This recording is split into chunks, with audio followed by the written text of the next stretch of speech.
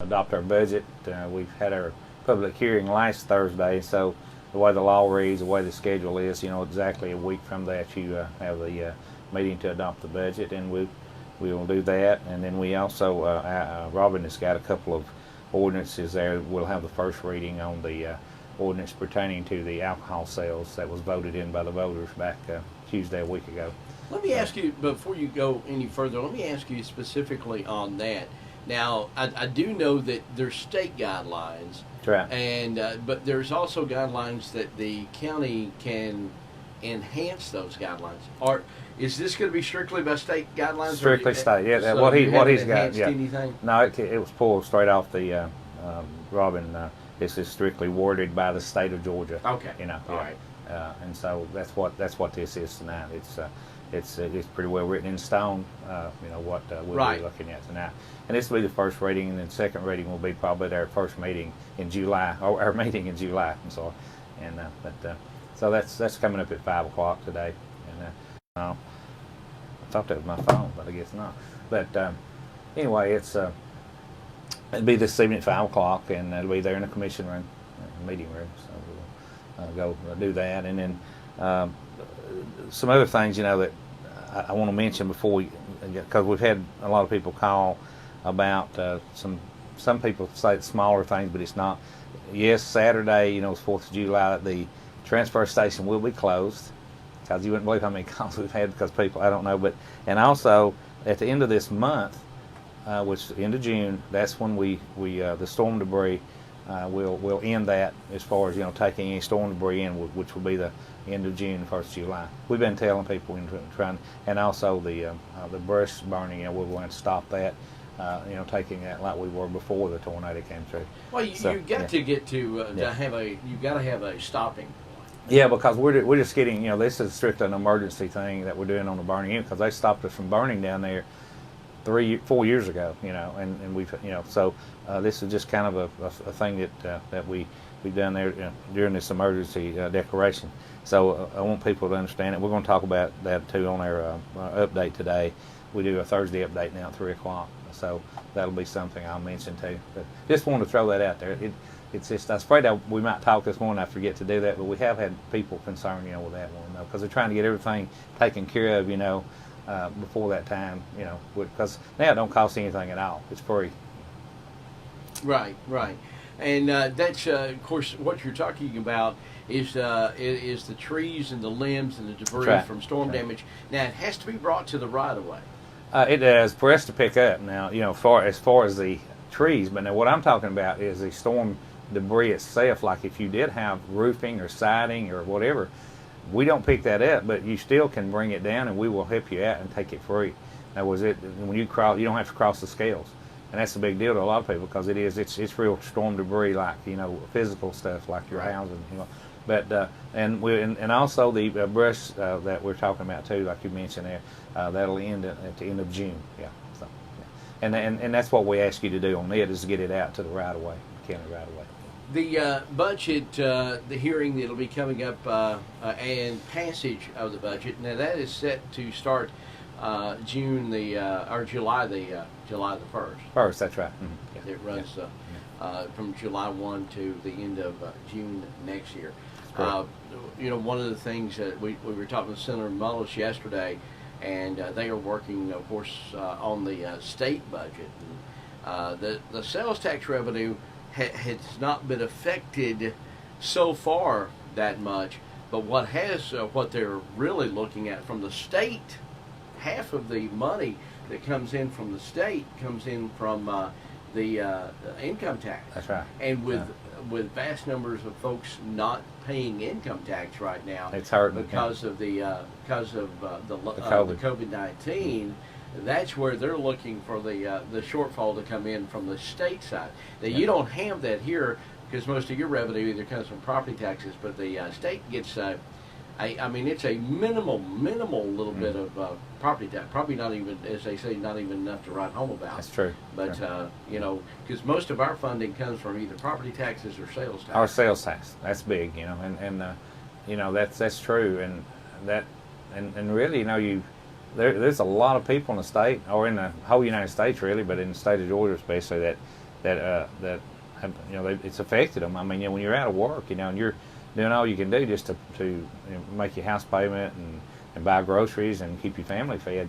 It's a lot of people took a lick. That's really one of the took a good lick. things most everyone should have by now, if you've been out of work, gotten your unemployment, and some of them. True. I mean, I've talked to business managers here in Trenton, and they're having a hard time getting their folks to come back to work because they're making so much money. They're making more money than they were when they were working. That's true. And which that's once they advise them they have to come back, they've only got like 2 weeks because they have to tell the unemployment folks by law to the fact that they've offered them their job back. Yeah, that's true. And their benefits would be cut off at that point. And I think that the COVID-19, the extra $600 is got a stopping point anyway.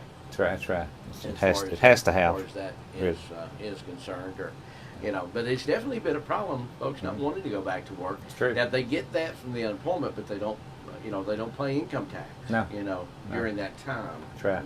I guess. I don't know that 100%, but that's where the state's having to really look at their budget because half of their money comes in from the income tax. That's true.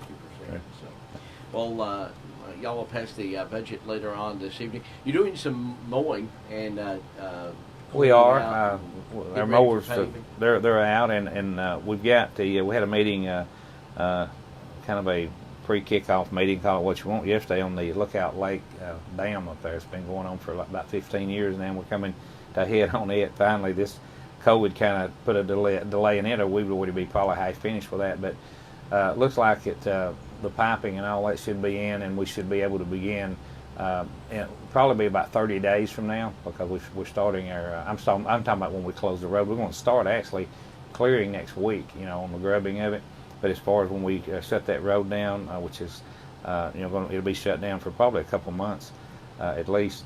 That won't happen until probably about the end of July, probably first week in August. But now, we'll will keep that affect? Do you know if any of the school buses go across that dam? I don't know, but there's a way around. Right. That we'll work with them and all that. Right. Our EMA and emergency and all that. Everyone will be on board with that, and you can come back around to it. But I'm not really sure. I'd say there probably are, though. I would say. I would think so. Yeah. I would think so because there's a lot of homes that's and there's a lot of children out there. Road. A lot of children out there too. Young middle school and elementary and high school. Will you be raising it up? Will the road be higher? No. when you're finished? We got to lower the dam. We got to lower that dam 4 feet at the highest point. And it does kind of crest, but at the highest point, it's got to come down 4 feet. And also the So water. it won't be any lower, but probably. I mean, you're not going to come off the road and go down. You'll maintain. It'll that be a level. gradual. It'll be a gradual. Yeah, it'll be. Okay. Yeah.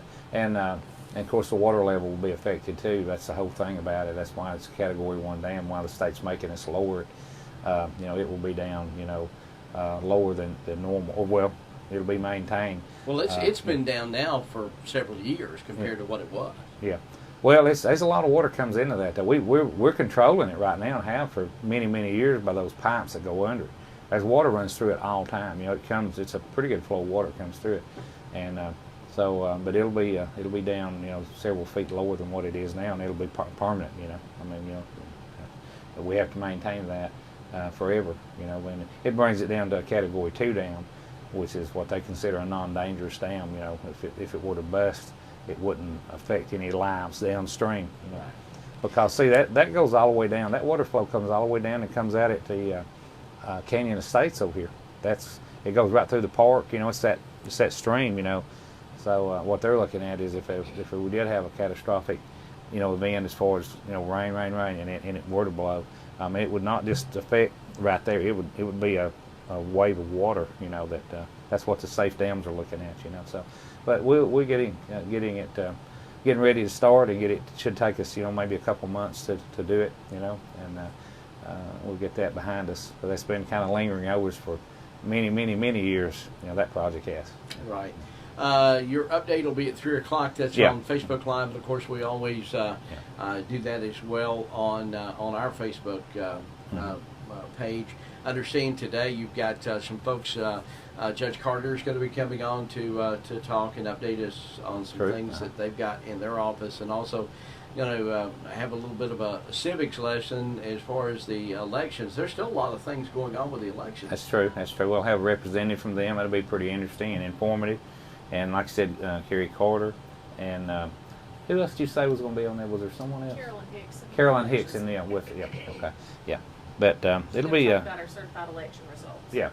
And so we we hope that every Thursday you'll tune into it, because it's what's really going on, and give you an update on I have a little more time than we're talking this morning. I try to give you an update in the morning, but we just have X amount of minutes. But we'll have different people every Thursday, telling you about what's going on in their department, from the sheriff's department to judge probate to any of our people that are our elected officials or constitutional officers. So it'll be pretty interesting. Hopefully it'll be informative to everyone. Well, Commissioner, we thank you for coming in. Of course, keeping us up to date. We'll be there this afternoon on Facebook Live with the meeting and the budget being passed by the commissioners, and that special call meeting later on this evening. We're about 10 away from the hour. Tell us how they can get in touch with you. Okay, my cell number is 667-8999. That's area code 423, and 657-4625. That's our office number. You can call me or any of our commissioners, and we'll be there for you to try to help you in any way. Or you can go online. Kerry does a good job keeping everyone up to date, keeping our website up, and so just call us if you need us. All right, sounds good. And every Thursday we talk county government. Of course, Dade County Executive Ted Rumley in the studio with us this morning, updating. Once again, that meeting is going to be at 5 o'clock. We'll have more coming up here on KWN Today. Stay with us.